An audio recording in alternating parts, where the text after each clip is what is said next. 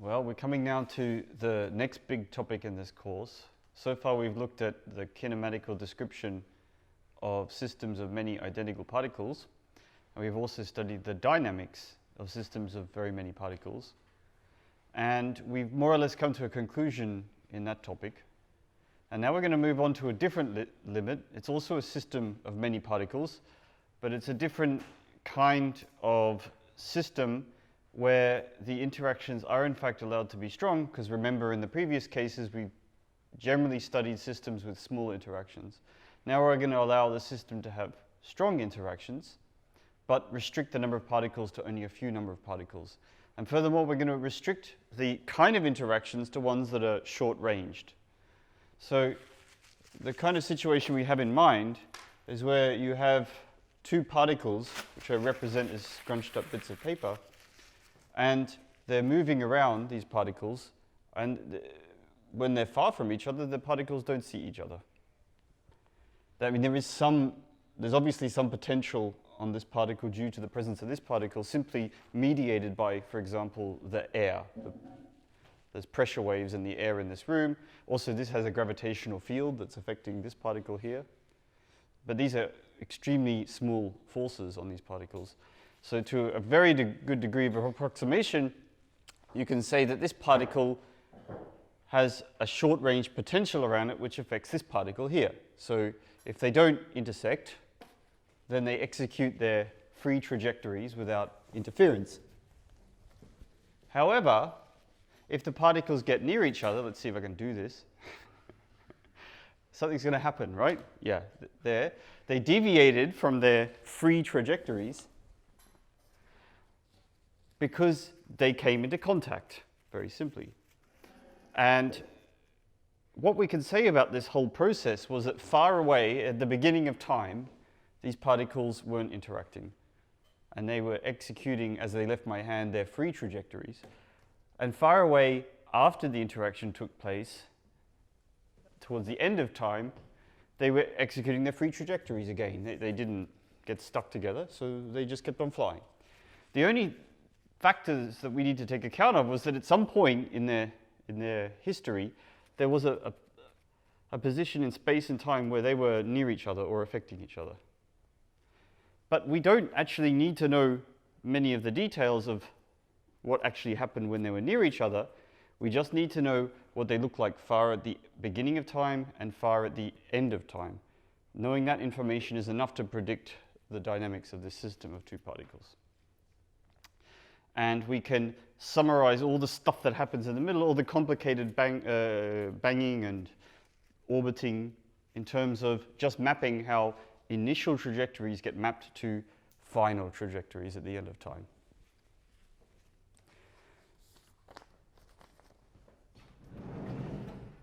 This is the topic of what's known as scattering theory. And this forms the basis for a fair dose of how we understand the universe. We understand many processes in nature via scattering theory, especially in high-energy physics. So when you have subatomic particles accelerated near to the speed of light, they are executing a free trajectory until the moment of a collision where something happens, and then there's something comes out which executes a free trajectory after the collision. So most of the processes in high-energy physics are of this scattering type. Now, there's a picture I want to draw that I want to associate with a scattering experiment. And this picture looks as follows. We have some kind of scattering target. Now, I spoke about two particles, but actually I'm going to almost always speak about one particle. And this is an important distinction.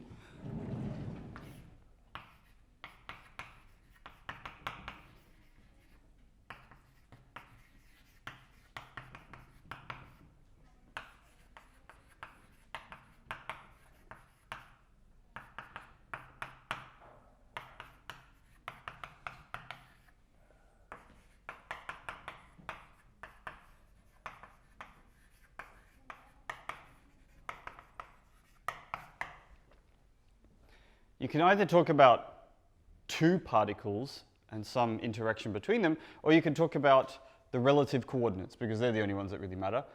And then the whole process looks like a single particle process where a single particle, namely the relative coordinates, has an interaction with a central potential, which I indicate here with this white blob. So even though I demonstrated the scattering with two particles, we're going to, from this point forth, speak only in relative coordinates and think of one particle scattering off some potential. So your typical scattering experiment goes as follows. You have some particle coming in. It starts to feel the presence of this potential. Maybe it executes a couple of orbits around this potential. And then, as time passes, it eventually escapes the influence of the potential and flies off forevermore. So this region in here where the particle feels the presence of the potential, we're going to give it a name. We're going to call it the interaction range.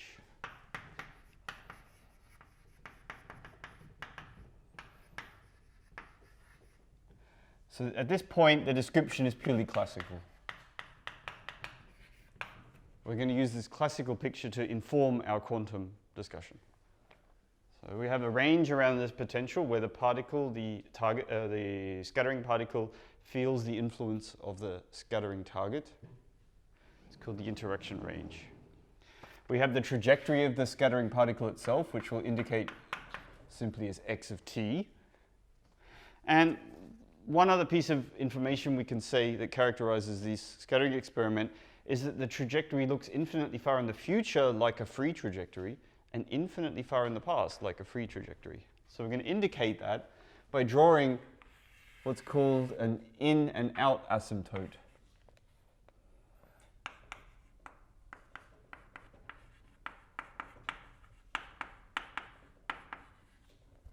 So the in asymptote is the free trajectory that the particle tends to infinitely far in the past. And the out asymptote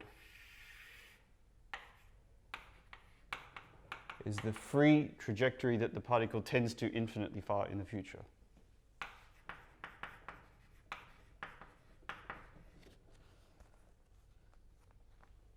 And we have that this is a classical particle in a central potential, so it's going to obey Newton's equations.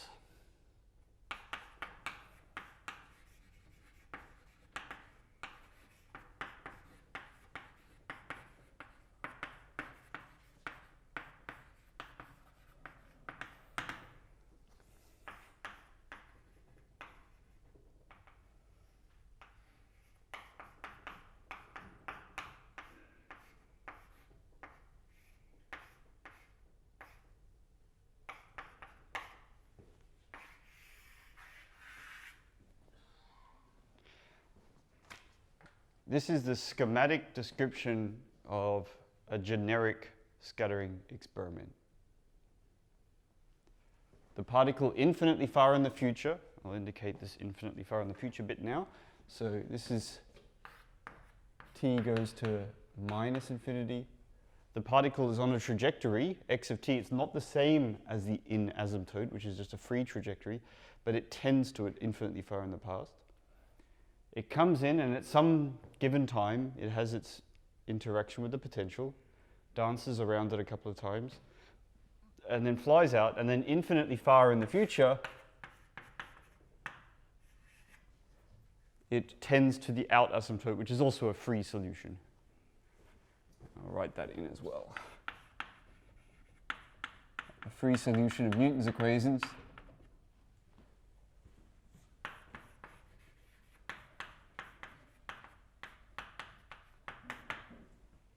And simply knowing the mapping from which, the mapping which associate with each in asymptote and out asymptote corresponding to the result of the scattering experiment, we fully characterize the scattering experiment as long as we decide not to care what the particle does in the short time where it interacts with the central potential.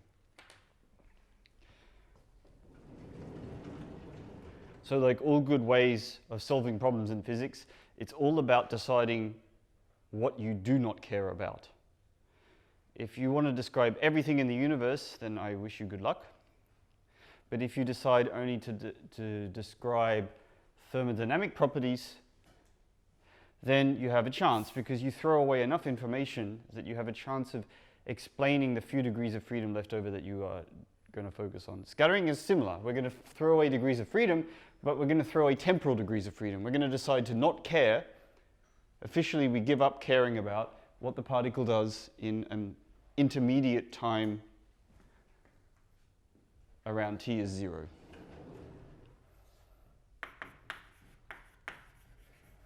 We only care about what happens infinitely far in the past and infinitely far in the future.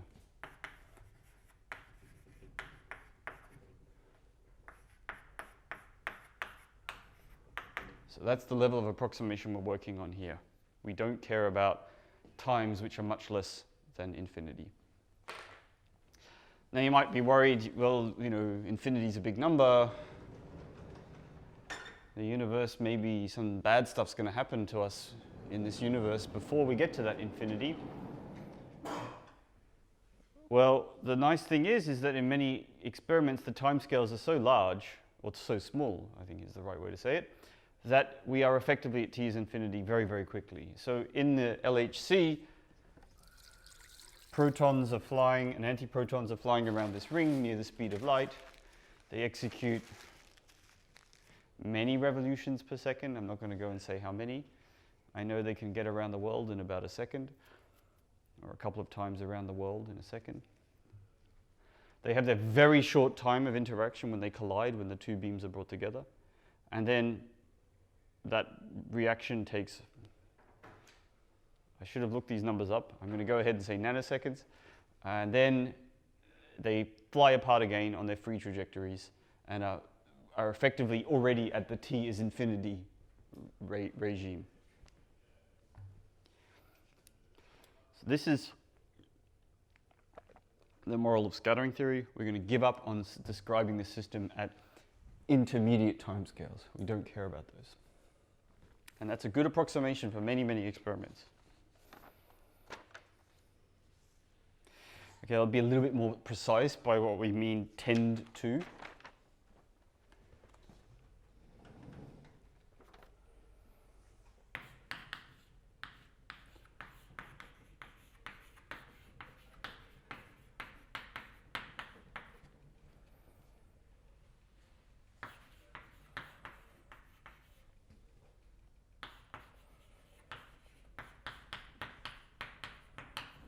I'm going to say free behavior in scare quotes because most potentials aren't exactly short-ranged. Some slightly long-range components.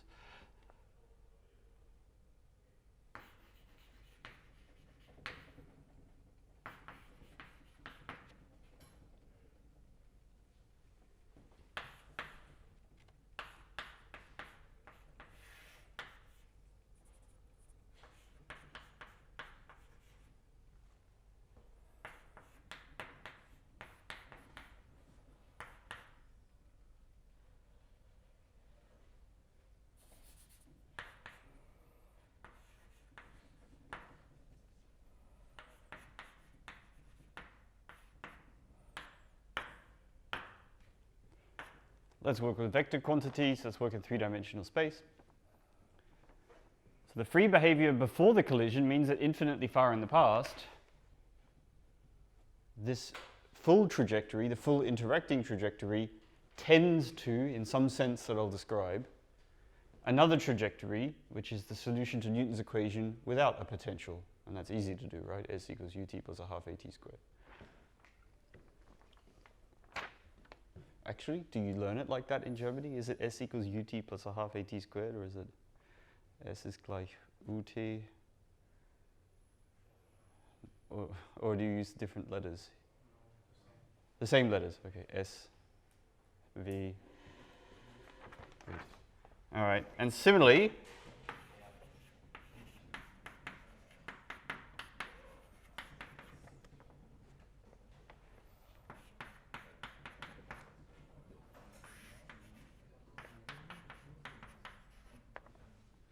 for t infinitely far in the future,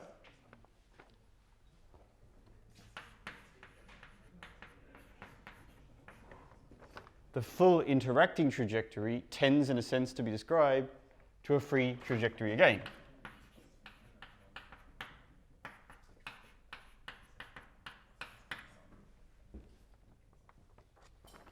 So we can ask ourselves, what's the data that fully specifies a scattering experiment?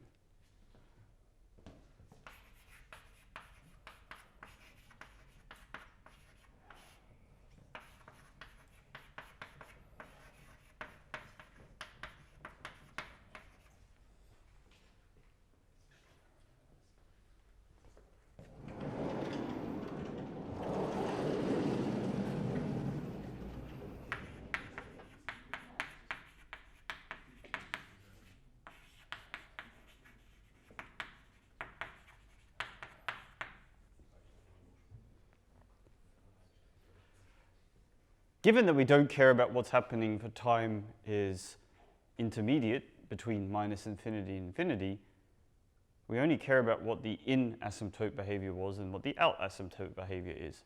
So what fully describes a scattering experiment, once you throw out that information, well, what describes the free trajectories? How much data do we need? Let's have a look. So t is t. That's not a variable we can control. Well, sort of. So that takes 3 numbers to specify an acceleration vector, and it takes 3 numbers to specify a velocity vector. Similarly, it takes 3 numbers to specify these 2 vectors here. However, these vectors must be functions of these vectors here, because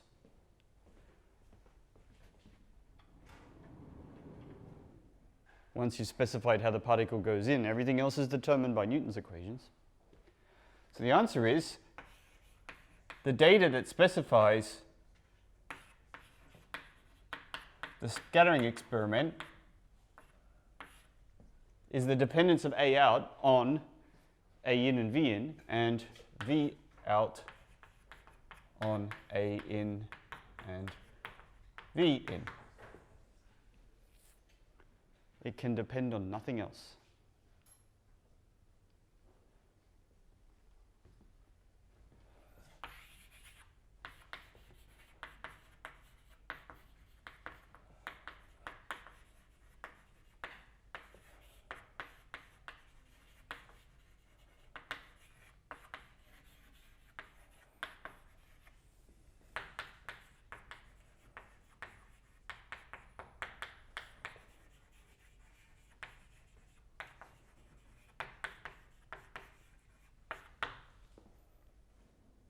This dependence of A out and V out on the input data is in turn captured in terms of something called the S matrix. I won't say anything about the S matrix in the classical setting. We're going to talk about this later when we get to the quantum setting. Now, what's very beautiful about this whole description is that all the details of these trajectories in the intermediate time is gone. You know, whether or not the particle executed 3 or 4 loops around the scattering potential before it came out is irrelevant for the description of this experiment. All we get out at the end is this data, A out as it depends on A in and V in, and V out as it depends on A in and V in. Now, of course, you can't get away from solving Newton's equations. How do you determine this data? How do you get that stuff from knowing this stuff? Well, of course, you have to integrate Newton's equations. So there's no escape, right? You have to do it. There's no such thing as a free lunch, for sure. But in these limits, there are ways of approximating the solution of this problem, which we can use. And we'll talk about those much later in the course. So that's what's particularly useful about doing these scattering experiments, is that we have available to us a way to approximate this problem that we didn't have available to us when we wanted to just integrate Newton's equations for all time. So whenever the general moral of solving problems in physics is when you throw information away, it generally speaking makes your life easier when you wanted to solve or describe the equations of motion for the things you kept. That's the moral, but it doesn't always work, unfortunately. Mostly works. However, there are some subtleties here. This looks all innocuous so far, right? In fact, none of you complained when I said a particle goes in and it comes out. Should have complained. Because it's not always the case that a particle that goes in comes out again.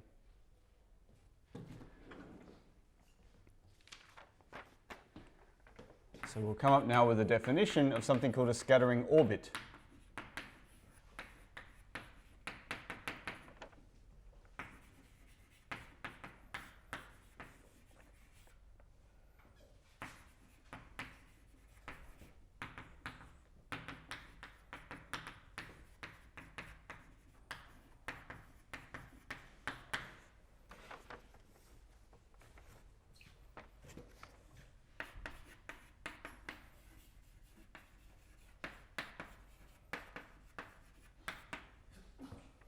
Does anyone know of a situation within general relativity where an in orbit might not have an out orbit?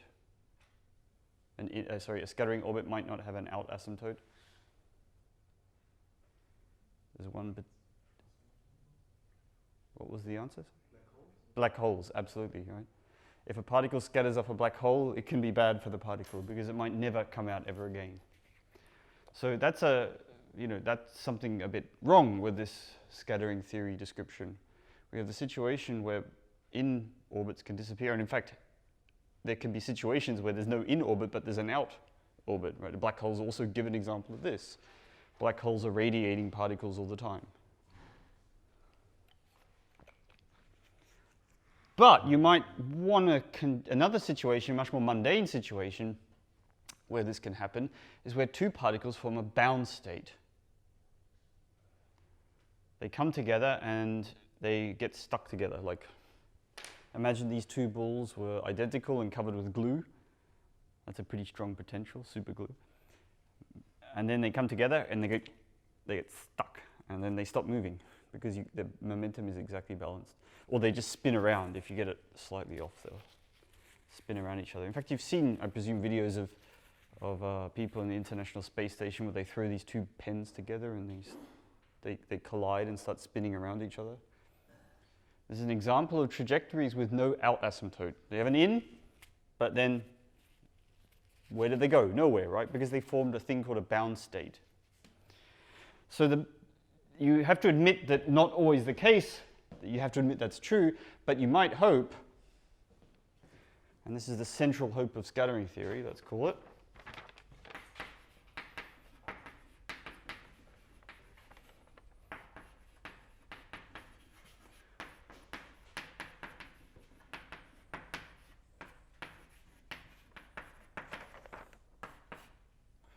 you might hope that all the legal scattering orbits plus all the bound states that you can form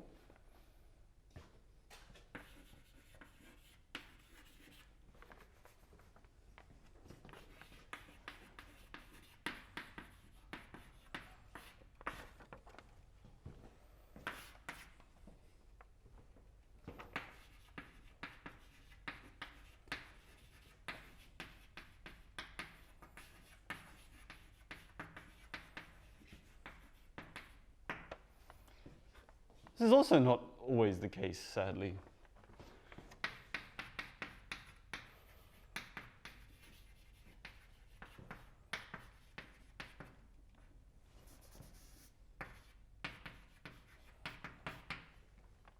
There exist nasty potentials where this is not true.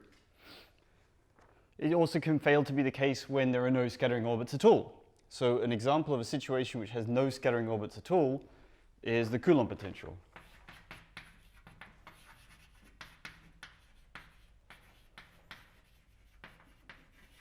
Because the Coulomb potential is so long-ranged, even when the particles are very, very far from each other, not infinitely far, they're still not on a free trajectory. They still feel the influence of the other particle.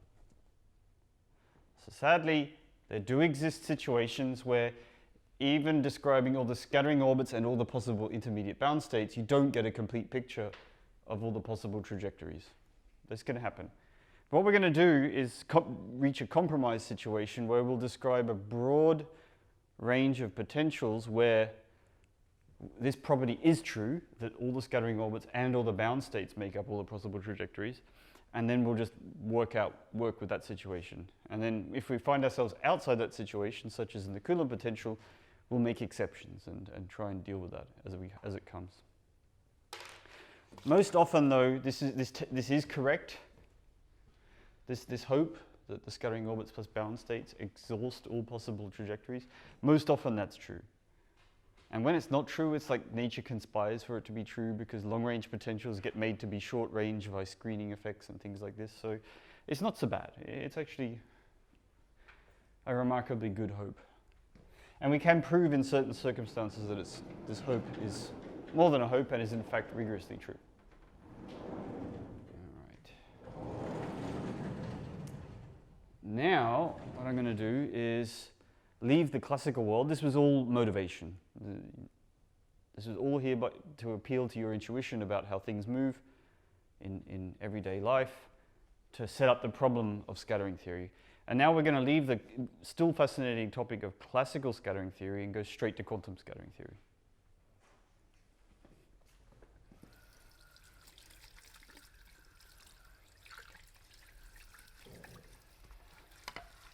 There's actually lots of super interesting problems in scattering theory, in classical scattering theory, particularly in electrodynamics.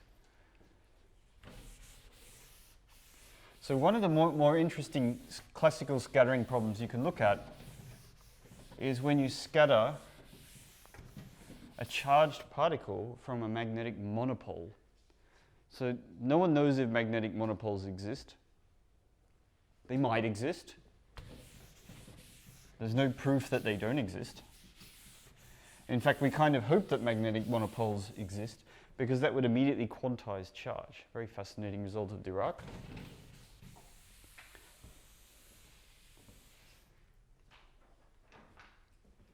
But we don't know.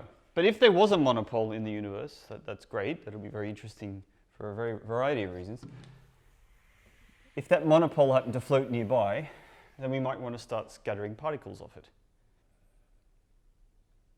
That's something you might want to do.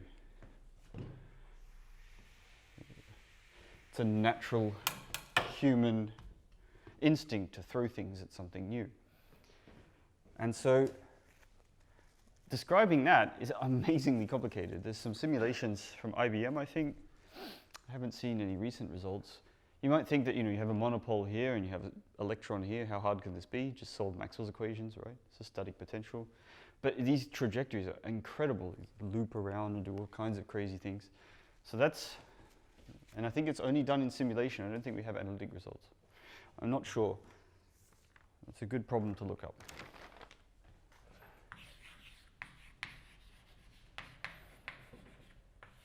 All right, now we go on to the topic of this course. We're doing advanced quantum mechanics, not advanced mechanics. So no more monopoles for us. It's time for single particle scatterings from potentials. Remember, 2 particles in relative coordinates equals 1 particle with a central potential. Works just the same in quantum mechanics as it does in classical mechanics. So that's why we focus on this problem.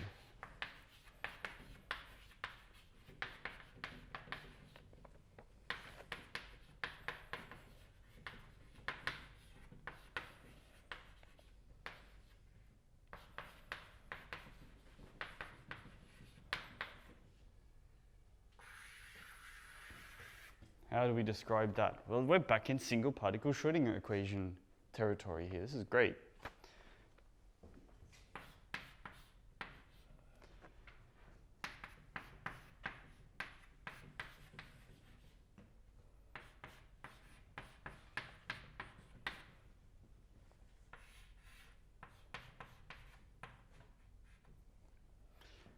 If we're talking about a single particle and a central potential, then the Hamiltonian in non-relativistic mechanics always has the same form of a free Hamiltonian, H0, plus a potential, unless you have some weird terms.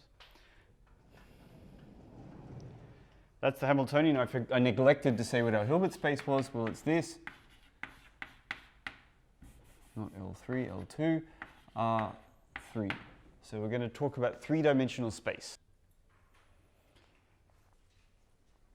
And we're going to solve Schrödinger's equation, the time-dependent Schrödinger equation, in the setting of a free particle plus a short-range potential with a Hilbert space L2R3. You can imagine any number of complications you can add on top. You can give the particles spin, you can let them interact with a magnetic field, you can have multiple particles, everything you can imagine you can do.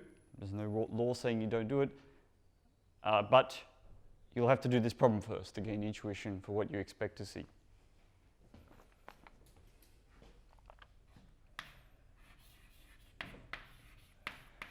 So let U of t be the solution to Schrödinger's equation. That means the propagator. Am I doing it with minus ITs? Yes, I am. There. That's the solution to Schrödinger's equation. It's really easy to do it, right? You just write e to the minus ITH and you've solved it.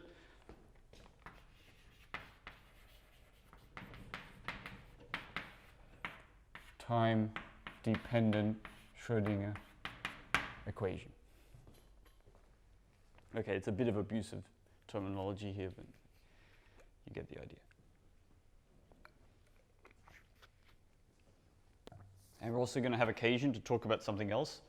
We're going to have the occasion to talk about the solution to the free Schrödinger equation.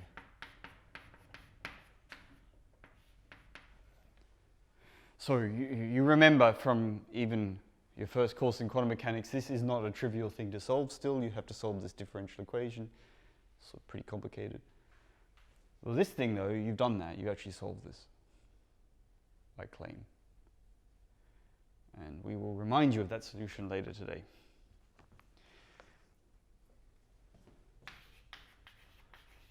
Suppose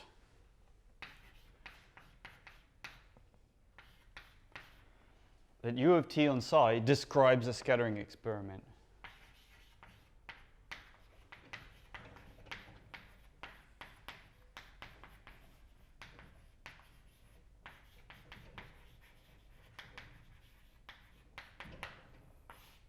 Our first task is to define what is it in quantum mechanics.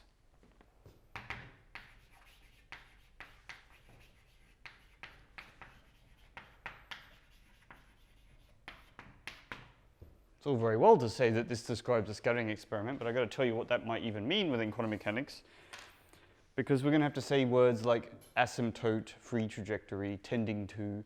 All these words have to be clarified before we can say that's a scattering experiment.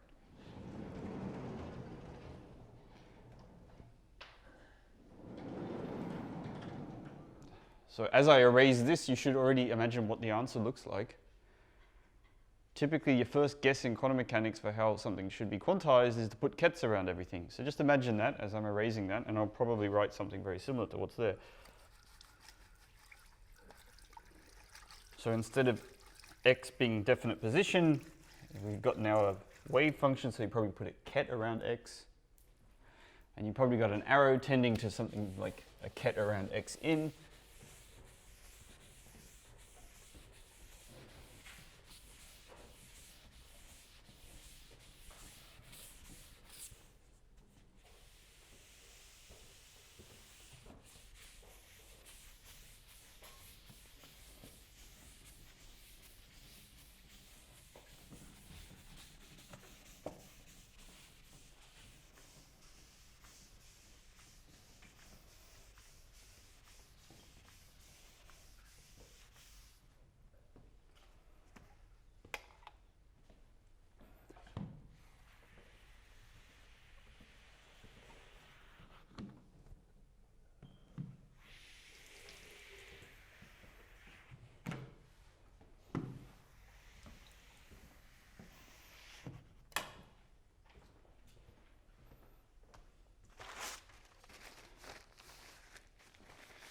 All right, what does this mean? I'm just going to put kets around things.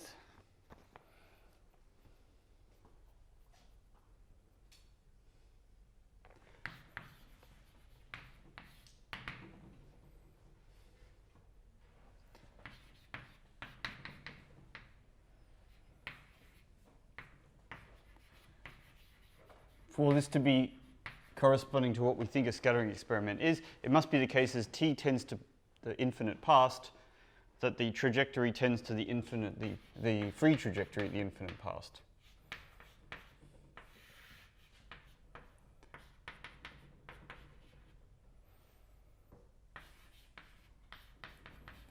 I still haven't told you what tend to means yet. I will get to it. All right, as t tends to minus infinity, it better be the case that the full interaction trajectory tends to the free trajectory.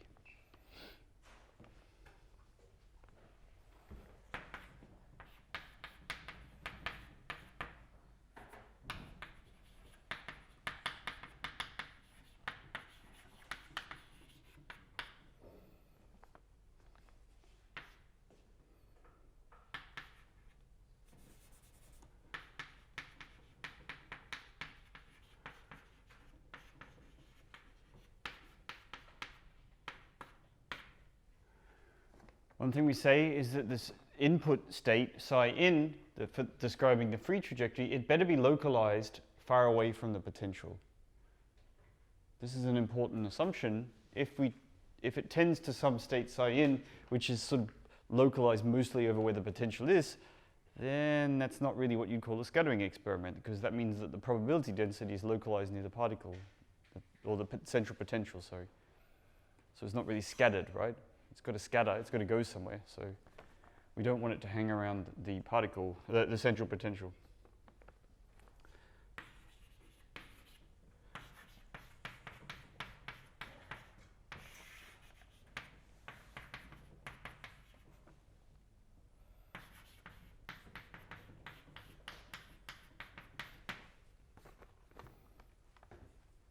And we give these things name.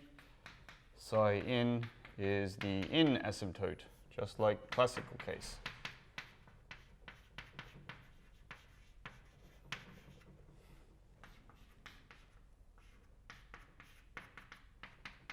Psi out is the out asymptote.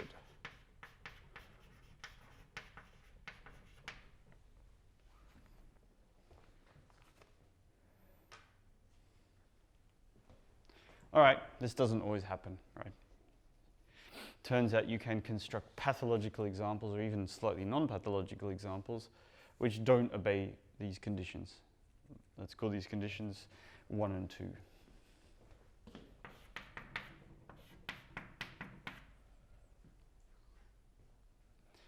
You can construct nasty potentials where there can be in states but no out states with no in states, and where there are bound states, as we'll get to in a minute.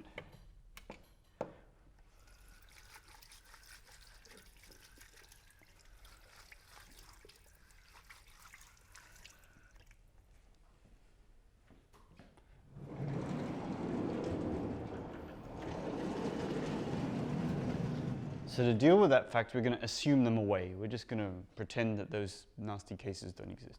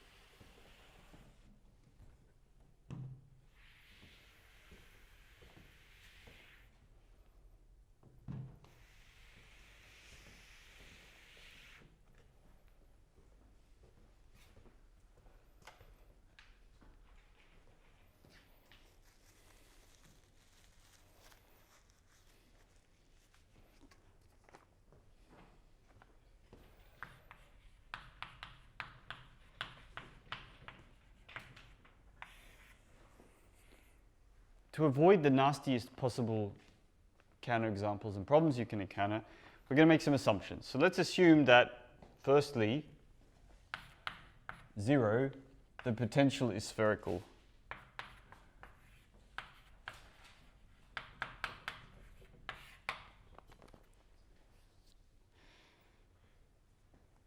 That obviously can be relaxed. Make it slightly unspherical. That's assumption number 0. Assumption number 1 is that VR, the corresponding classical version of the potential, that it drops off fast enough.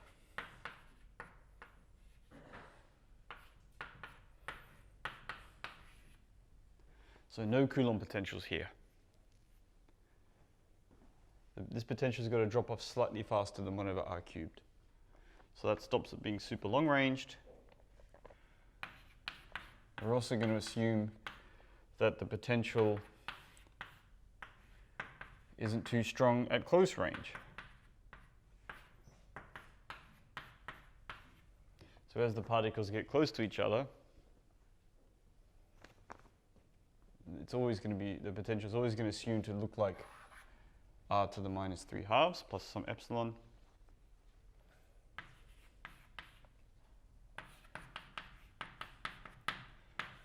You might think that that's already pretty restrictive. It's not.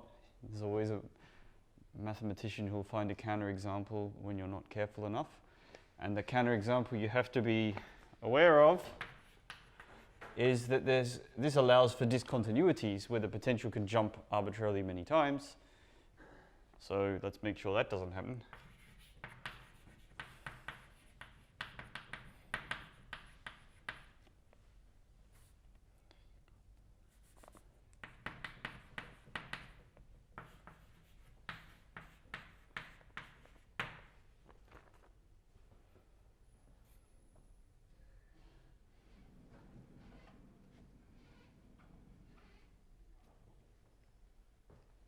Let's assume all these things. Very restrictive assumption.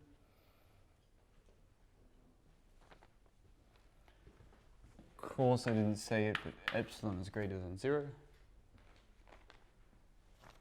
Good.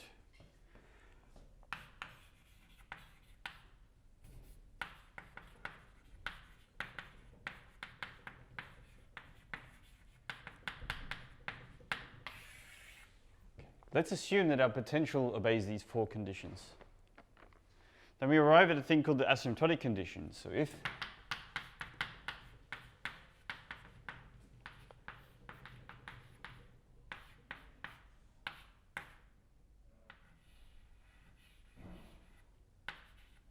V satisfies 0 to 3, then for all psi ins,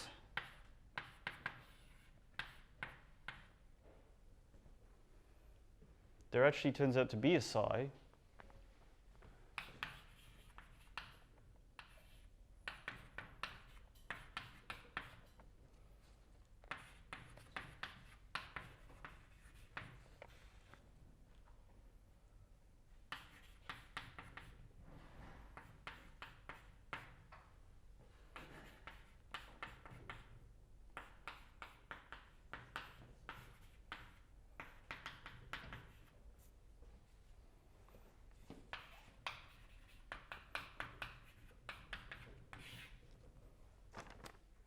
This simply says that for all possible free or asymptotic trajectories, there's a corresponding. Am I getting that the right way around? Yeah. For all possible free trajectories, there's a corresponding full interacting trajectory that tends to that free trajectory. Similarly, for all possible out trajectories.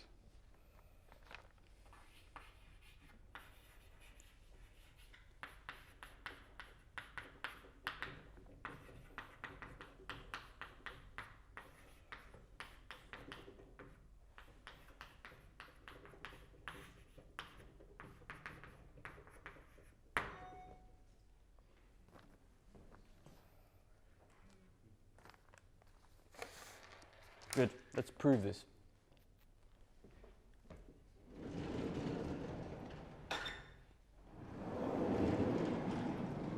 Something quite nice about scattering theory, and that is it's mostly, if not completely rigorous as a theory in physics. That's nice. There's a slight downside that the rigorous proofs are pretty full on. hard to read, need lots of functional analysis.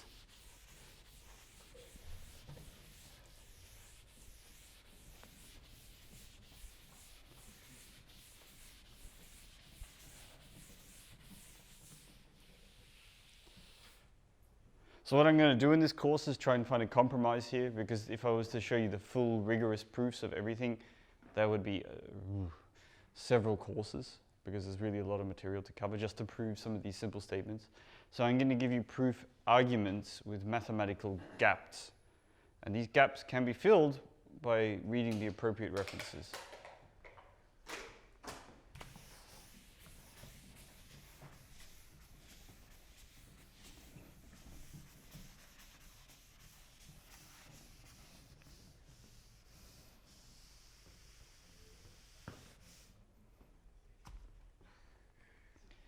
And the reference that you need for this course was, I think the best one I know is Reed and Simon, Volume 3. I think I gave that reference at the beginning of the course.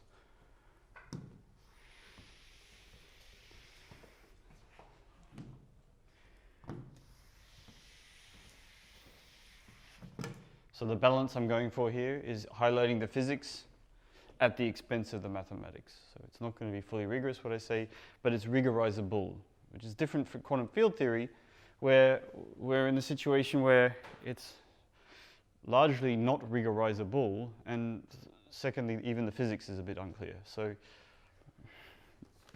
it's better than that. Could be worse. Proof. How are we going to prove this? So the first step is to just multiply. We know that u of t is unitary, do we? We need to prove that, but we're not going to. We'll assume that u of t is unitary. We'll assume that u of t even exists as a mathematical object. Not obvious when you've got unbounded operators, so we're already, just by saying these words here, making multiple assumptions mathematically. They're all well justified, but just be aware, this is not, what I've just written here is not obvious.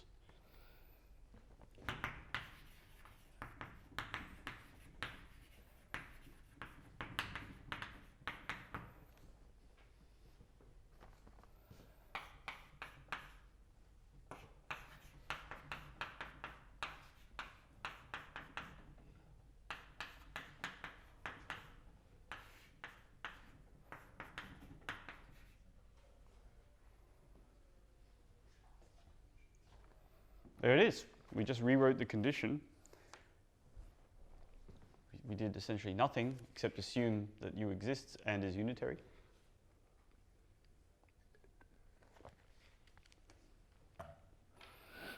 Now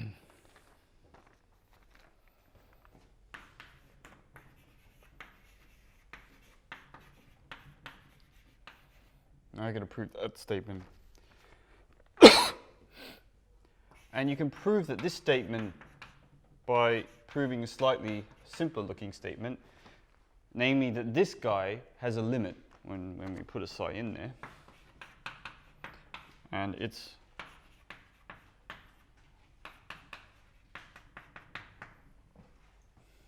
this is the first step of proving this condition here. Firstly, you want to show that there's like a limit at all.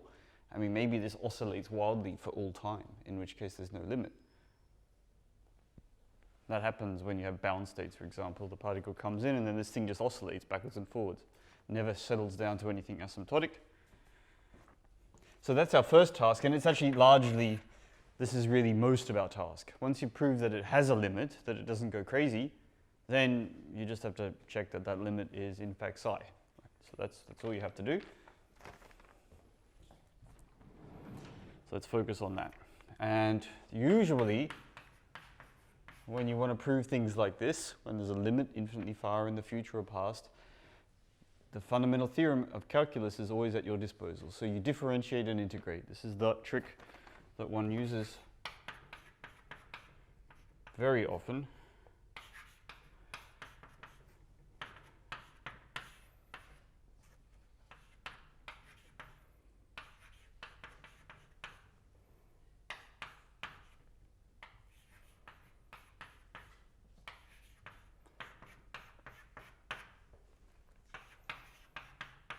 It's a teeny-weeny exercise. Just differentiate and integrate. And so we're going to focus on this object here. This is, usually speaking, if something has a limit and it's the integral of a derivative, then you can prove that it has a limit by showing that its derivative is small, so that when you add it all up, it doesn't add up to too much. That's the intuition behind that line there. And this works really surprisingly well in so many circumstances. If you want to show something is a number, one way to show that that function is a number is by showing that it's added up, it's the result of adding up lots of little things. That's all we're doing here.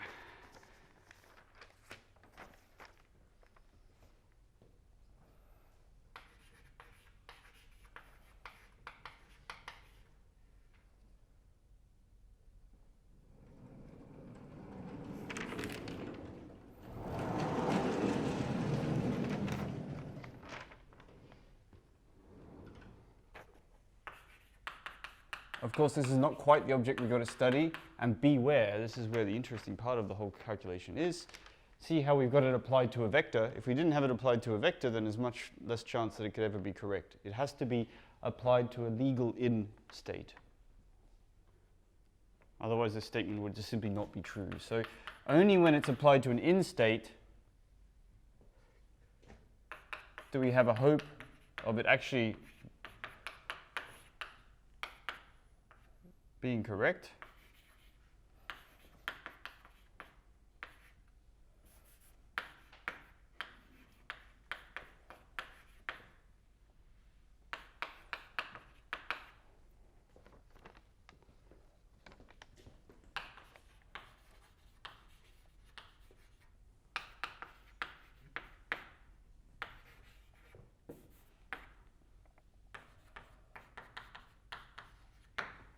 Hence, we require the right-hand side to converge. The left-hand side is what we want. The right-hand side is the thing we're going to try and control as t goes to minus infinity. That would be enough to show that this thing has a limit.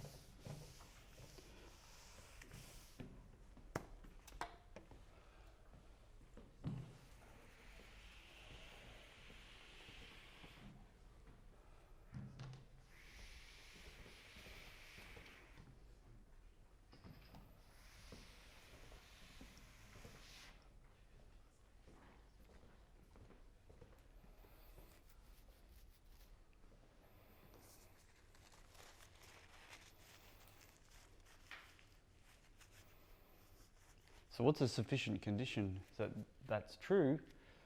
Well, a necessary and sufficient condition for this to converge as t goes to infinity is that the norm of this thing, this is just a vector after all, if it exists, it's a vector, the norm of that vector should go to 0. That would be definitely sufficient.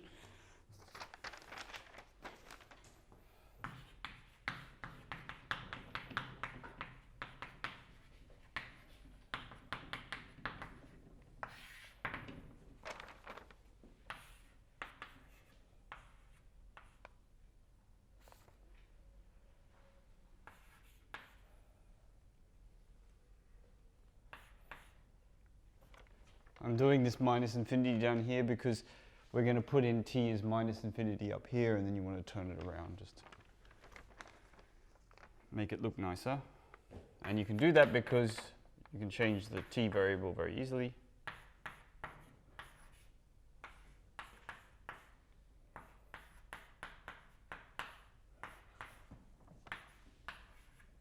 Okay, this will converge if this thing doesn't blow up. I've just applied the triangle inequality to the right-hand side. Nothing more. But here's something useful. This thing here, u, oh, that's the nasty bit. We don't like this thing at all, right? Because this is the solution to the full interacting Schrödinger equation. You don't want that anywhere near you, right, if you can help it. We're going to get rid of that thing as quick as we can, and we can do this because the norm is unitarily invariant. So the norm of a vector, I don't even need to say infinity, it's just the norm. The norm of a vector is unitarily invariant. It's a super useful fact.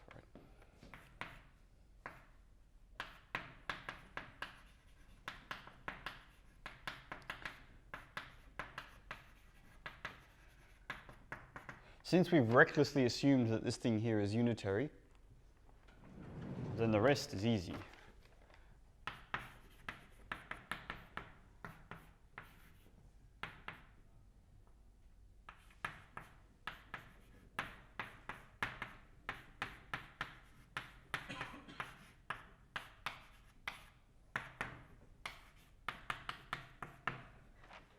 That's what unitary invariance means. It's not going to change the norm to rotate your basis and then take the norm. So we're going to exploit this fact, and then we're left, and this is the beautiful bit, right? This is what makes this problem so fascinating, this argument so fascinating, is that this is exactly equal to something a lot more tractable. You know, there's nothing in this equation here which is particularly scary. We've got the potential, which is just some position multiplication operator. We've got the solution to the free Schrödinger equation. We know how to do that. And we have some input state here. So we want to argue that that thing there has a limit, doesn't blow up.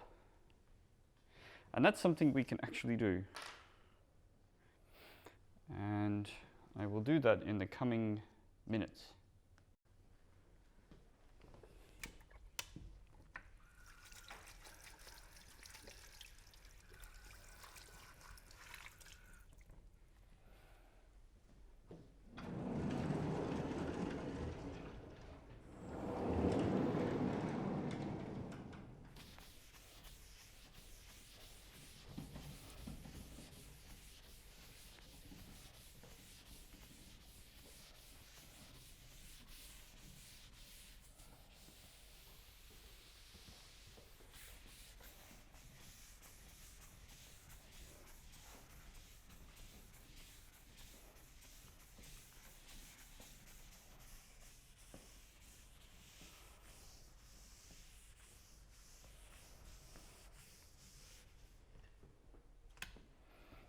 So this next argument is really cool.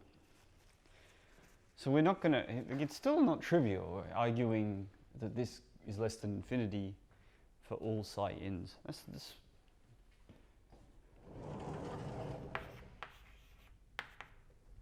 not, I claim it's not obvious. So what we're going to do is we're going to restrict our attention to a setting where we know the answer.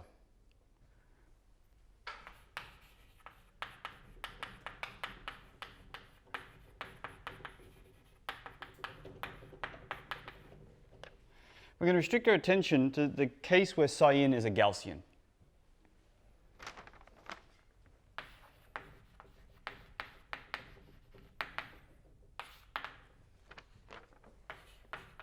So that the wave function of psi in always has the following form.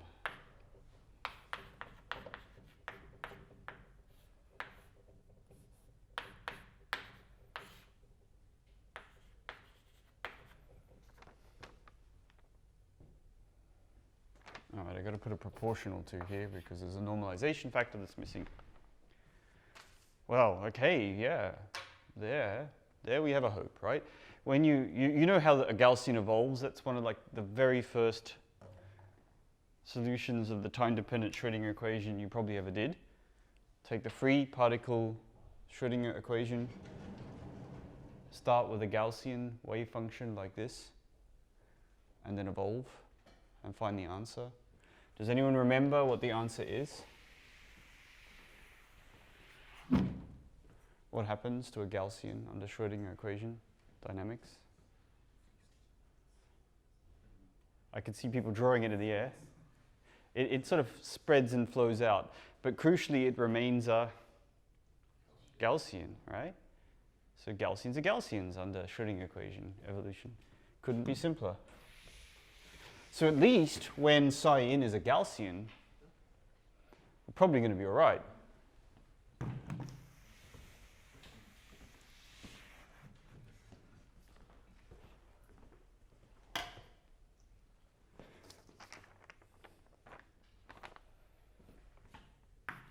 So we know, care of your notes or of Wikipedia or of any textbook you care to look at, that the wave function for the freely evolved Gaussian, well, actually the probability density, is given by the following formula.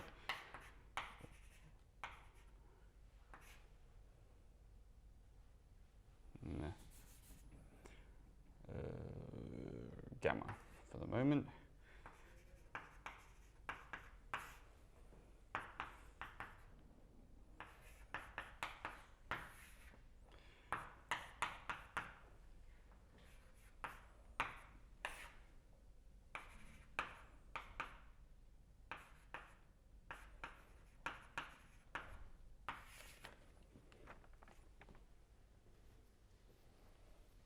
Okay, this gamma is coming from the normalization. You're very welcome to prove that however you like.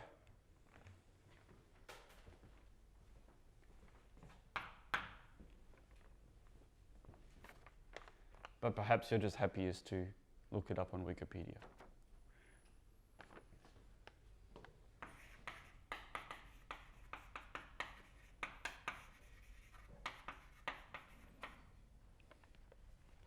So at least in this case, we know what the time evolution is. So we know almost everything now except what happens when we multiply v by this Gaussian.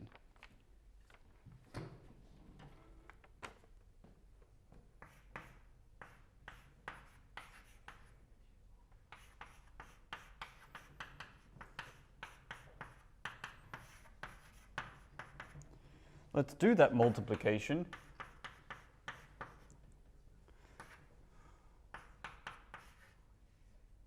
Ah, that gamma is actually equal to s. Yeah, I knew there was something funny. Oops. S squared, of course, right? Time is passing. So as you, I guess you remember, right? As if you put in a Gaussian at time 0, then it spreads out at the factor by a width s, proportional to a width s.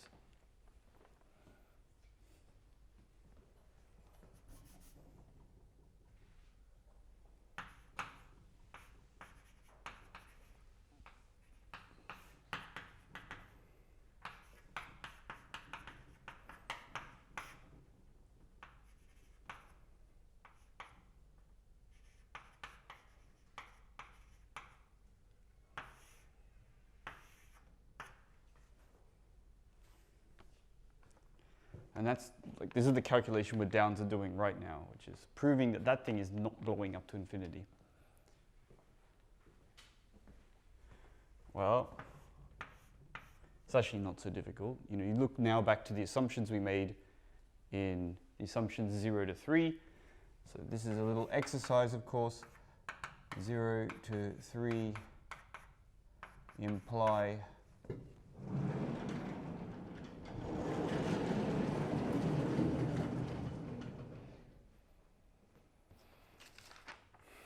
what do they imply? Nothing on this piece of paper. Ah, here we go.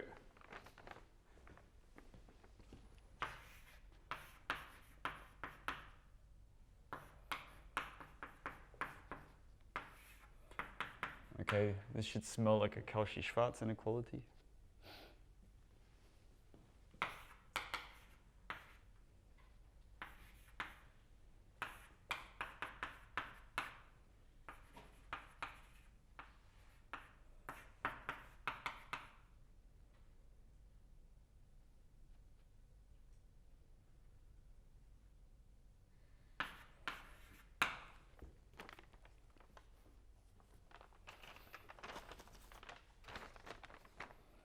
right?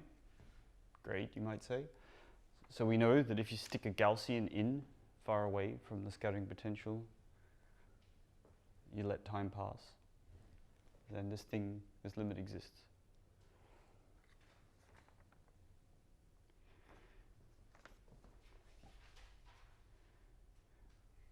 The amazing thing is, and what makes this proof so useful, is that because we know it for all Gaussians, we actually know it for all input states. Because all states are linear combinations of Gaussians.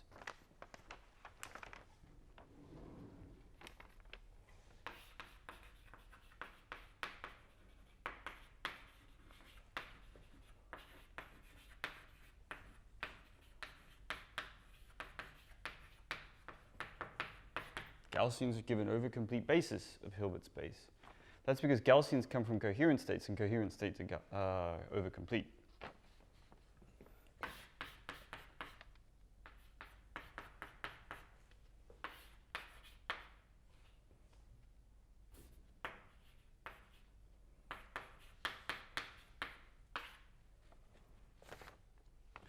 So basically, at that point, we're done.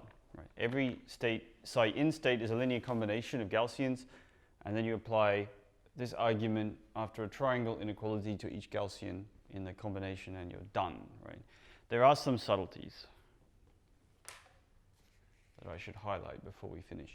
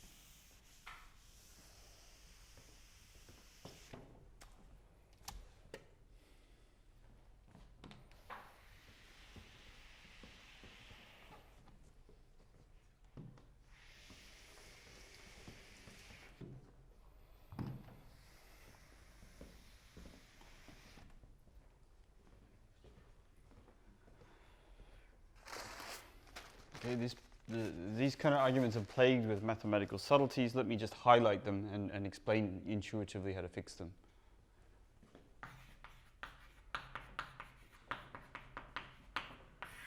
So I definitely played fast and loose with the facts here.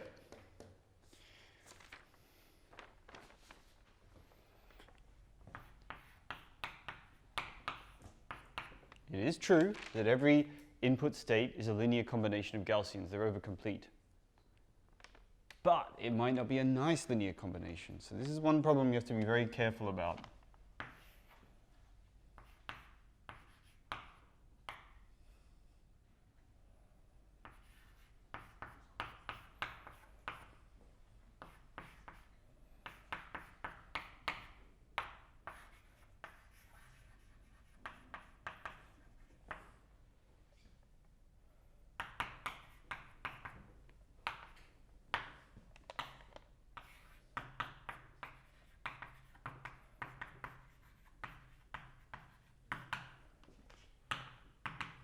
Subtlety number one, psi in is indeed a linear combination of Gaussians for all psi's.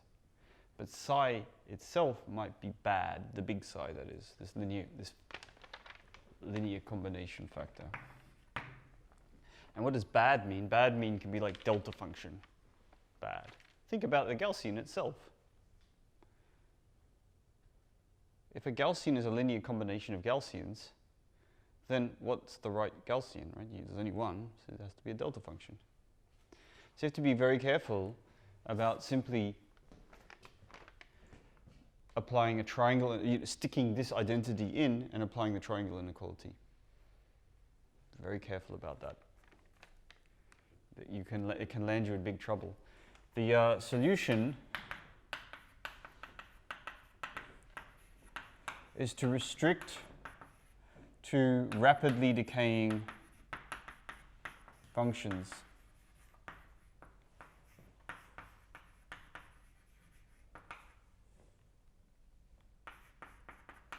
So you restrict to input states which are rapidly decaying as smooth. Sorry.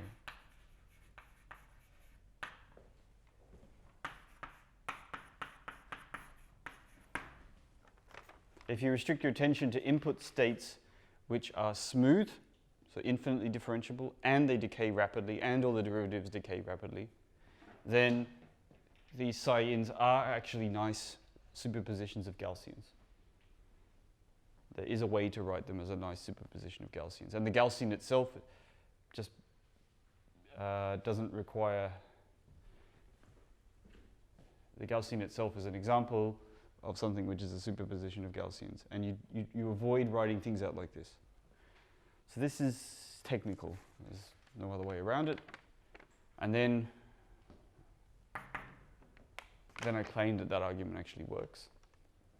Another subtlety, which I didn't really deal with, but this is a bit more straightforward, is that these Gaussians also have a phase factor. They're centered around some momentum k.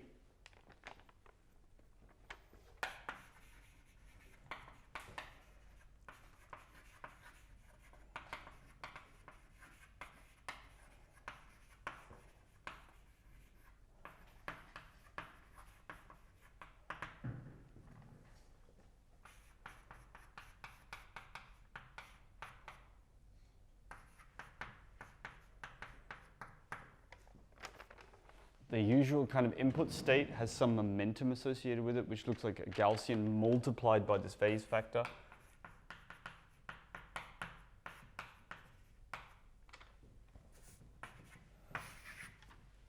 That changes things slightly, but not very much. And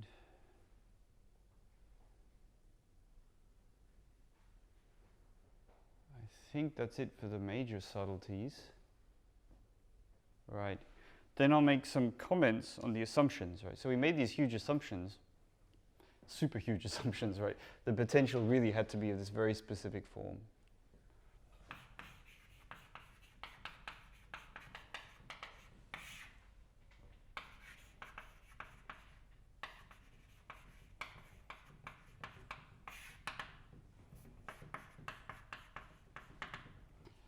Okay, you can get away with relaxing a lot of these assumptions.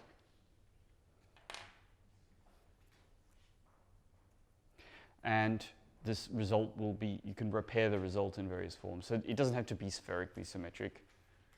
And I think you can sort of see how to get further with the spherically symmetric, non-symmetric argument.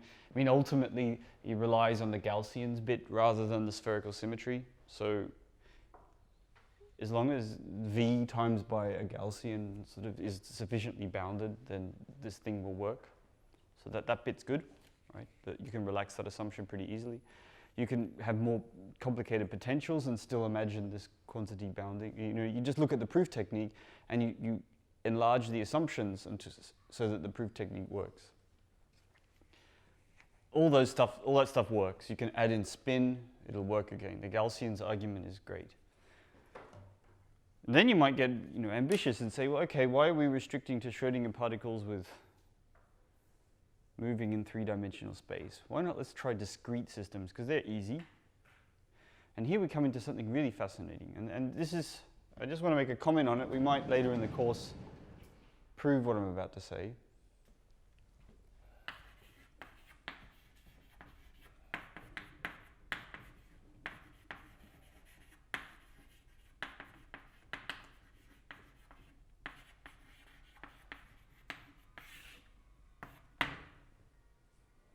You can change H a lot, and this argument still works in some form. But there's one thing you cannot break, and that is that H has continuous spectra. If you change it so that h is discrete, because it's a pretty popular way of dealing with complicated systems these days is to discretize them and imagine you just have like some very high dimensional quantum spin instead of an infinite dimensional Hilbert space. If you do that, then your Hamiltonian will for sure have discrete spectra, pure point spectra, and no continuous spectra. The only way you can get continuous spectra is when your system is infinite dimensional. If and only if, for sure. So if you allow your system to not have a continuous spectra, this argument falls to pieces immediately. And that's because of things called revivals. So every finite dimensional quantum system, if you allow it to proceed in time, will experience a revival at some point in the future. So it'll return back to its original state with probability 1. So the system is always oscillating. This period is astronomically long, but it's true. And so this argument that these Gaussians fly away to their free asymptote cannot work when the system is discretized in some way and has pure point spectra. So that's like the biggest moral of all of this stuff here, is that continuous spectra is intimately built into scattering theory. If you throw it out, then you can't even talk about asymptotic orbits anymore because the system is condemned to return evermore to its original position. So scattering theory is an inherently infinite dimensional phenomenon. And on that note, I think I will finish for today. Thank you very much.